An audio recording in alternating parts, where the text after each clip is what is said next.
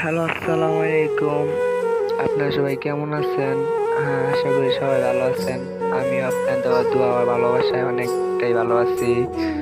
তো অনেক দিন যাবত আমি আপনাদেরকে একটা কথা বলতে চাই, কিন্তু সময়ের কারণে বলতে পারি না। আজকে একটু সময় পাইছি, তাই আমি আপনাদেরকে একটা কথা বলতে চাই। এই অনলাইন জগৎটা না ভাই, বহুত খারাপ।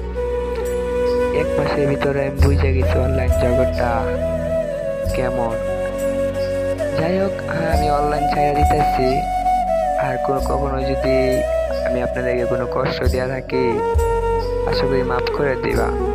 আর আমি একটা বন্ধু পাইছিলাম, মনের মতো একটা বন্ধু পাইছিলাম। সেও নাকি বলছিল যে অনলাইন ছাইড়া দিব। আমি বললাম, কে মামা, অনলাইন ছাড়বি কেন? কোনো সমস্যা হয়েছে আমার একটু কবি? হ্যাঁ, কিছু বলে না, কয় যে এমনি ছাইড়া দিব। আচ্ছা, যাই হোক, তুই যখন ছাড়া দিবি তো আমি থেকে কি করবো, আমিও ছাড়া দিব। তো কয়েকদিন আগে, হ্যাঁ, আমার একটা মেয়ের সাথে রিলেশন চলতেছে। এই মেয়েটি অনেক ভালো, বুঝছো? আমার লাগে যে কান্নাকানি করতেছে, বলার মতো না। তো আমি কোনো মতো ওরে মানে নিতে পারতেছি না। তো যাই হোক, সবাই ভালো থাকো। আমি আজকে পর্যন্ত অনলাইন বিদায় নিতেছি। আশা করি সবাই আমার মাফ করে দিবা। আচ্ছা, যাই হোক, জান, তুমি আর কান্নাকাটি করো না। যা হইছে বুঝলা যাও। হ্যাঁ, আমারই বলিছে, আমি তোমার সাথে রিলেশন যাওয়াটাই বলিছে। হ্যাঁ, আমার তো তুমি অনেক ভালো ছেলে বাবা। আমি খারাপ, কারণ আমি একটা গালিবাজ ছিলাম আগে।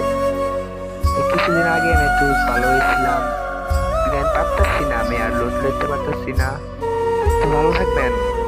আর আমার বন্ধু আপনার একটা পছন্দ করছে, দেখো কেমন।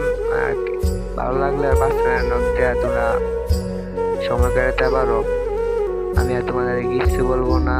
আশা করি তুমি অনেক সুখী থাকবা।